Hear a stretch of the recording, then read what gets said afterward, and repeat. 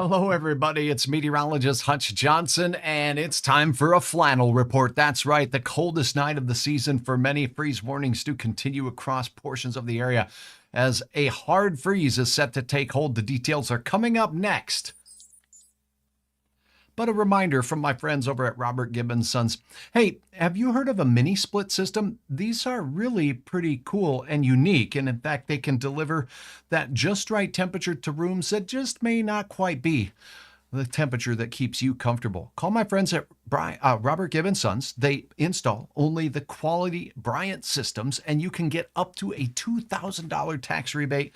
Call them today. Tell them Hutch sent you. Let's get right to the details. I got to tell you, it's been chilly out there. Hutch has been working hard trying to winterize everything around the property here. That includes making sure I got those plants taken care of, disconnecting and draining certain garden hoses and sprinkler type systems that I have around the area. Let's take a look at some of the temperatures as well as we all prepare, and you may want to cover up those tomatoes at the very, very least, because we're talking some very cold digits. Now, there's a lot of little numbers that you're seeing plotted on here. I know they're hard to read, but really, this gives us an idea about the grid that most computer forecast models put out, and why sometimes we do have some differences in temperatures that a computer model that you may get on your forecast app or whatever it is you're looking at, and what your forecast says from either the National Weather Service or your favorite broadcaster or now streamer. Now let's take a look at some of these temperatures as we go through the evening tonight. We're going to be already down in the 30s as you see these white colors, but once these pinks start coming in,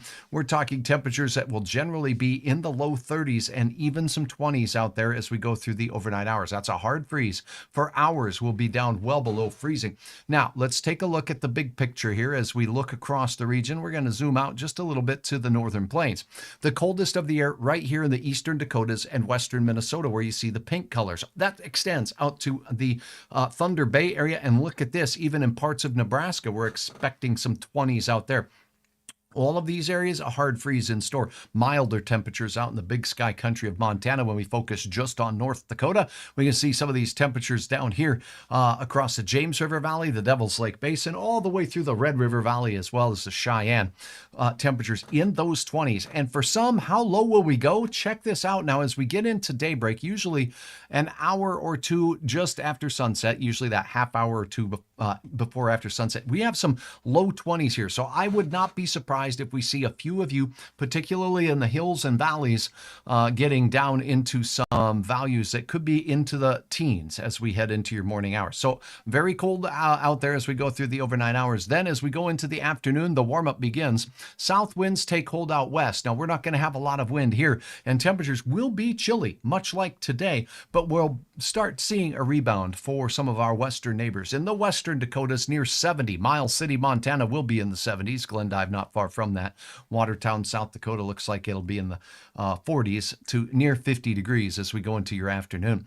Now we start a warming trend heading into the middle and latter part of the week. We'll still be down into the freezing temperatures, but notice the pink blob, the coldest of the temperatures, slides off to the east. We will not be as cold, but still near freezing for most areas as we start into our Wednesday morning. So here's what it means for you as we take a look at your tonight forecast, and we'll get to the details. The coldest weather right here in the valley, I've got 25 degrees in Fargo, and that's been Hutch's forecast for Fargo for some time now, since, well, 7 days ago, and 22 in Grand Forks. A very chilly night with a chance at a teen or two up in the far northern valley, as well as some other areas, I think, where we've stayed driest. You know how we got some areas that got about a third of an inch of rain up north?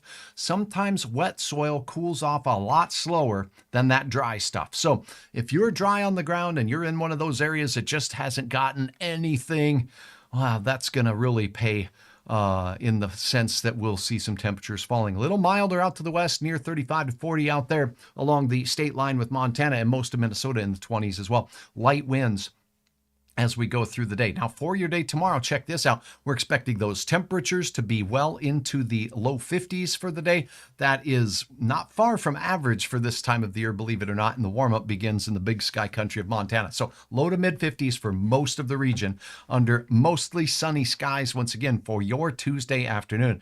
Planning forecast, what do you need to know? This is what you need to know. We'll start out your Tuesday with temperatures near 30 degrees once again. A few of us in central Minnesota back down into into the 20s. And then it does look like as we go into Wednesday, we start climbing out of the ice box just a little bit as we'll see temperatures working their way back into the 60s and 70s. Thursday will be the peak warming day of the work week, but late another cold front moves through. That'll bring a chance of hit and miss sprinkles in the morning on Friday or overnight on Thursday for some of us.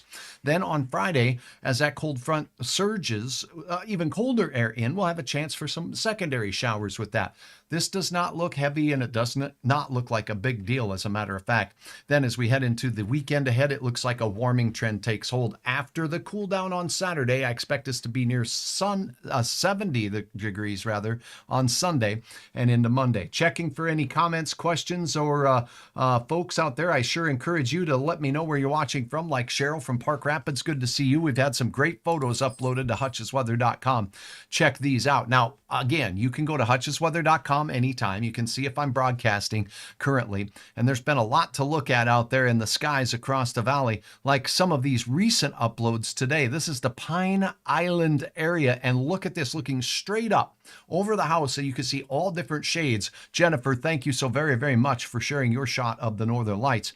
Now, some things are getting to be just a little bit scary because we don't know what was going on here. But Betty says that there was something that had everybody amiss when they woke up in the morning. It looks like some spooky things that we can't explain were taking place on the back deck there. Betty, thank you for sharing your fun photo across the area. If you have photos to upload of fall colors like this fancy one right here, look at the colorful sunset. This is a beauty out there. Wow, that photographer. Oh, that was me. Oh, okay. Well, not a photographer, but still, it was hard not to take a swell picture of that sunset on your Sunday night across. This is just south of Ada in the area. So again, I invite you to head on over to Hutch's Weather at hutchesweather.com to upload your photos. We'll talk a little bit more later about our extended forecast and that air blob that's heading our way. But for now, that's all I got for you. I'm meteorologist Hutch Johnson saying hi to everybody. Thank you for watching from Lake Bronson, Tracy. Thanks for watching, Clarine, as well. It's always a pleasure to have all of you on board. For now, get out there and enjoy and prepare for some mighty cold temperatures. I'll have an update coming up a little later tonight. Until then,